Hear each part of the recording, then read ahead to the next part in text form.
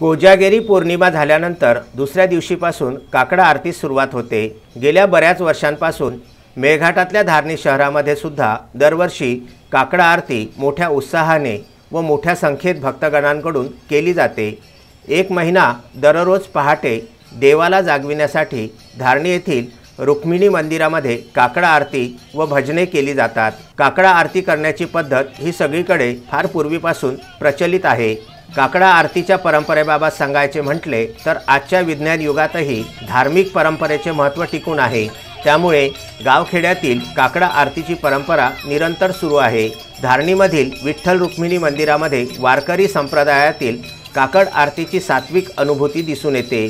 कोजागिरी पौर्णिमेच्या दुसऱ्या दिवशीपासून चालू होणारा हा कार्यक्रम त्रिपुरारी पौर्णिमेला काल्याच्या कीर्तनाने संपन्न होतो।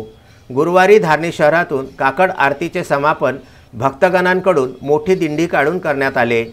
संतांचे विचार व संत साहित्य जोपासण्याचे महान कार्य काकडा आरतीमुळे अव्याहतपणे धारणी शहरामध्ये गेल्या अनेक वर्षांपासून चालू आहे।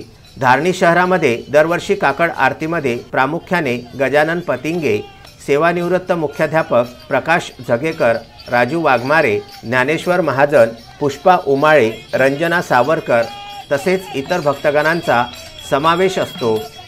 तस्मीन शेख, सुलेमान मेमन, जुगल किशोर जयस्वाल, विदर्भ न्यूज, धारणी।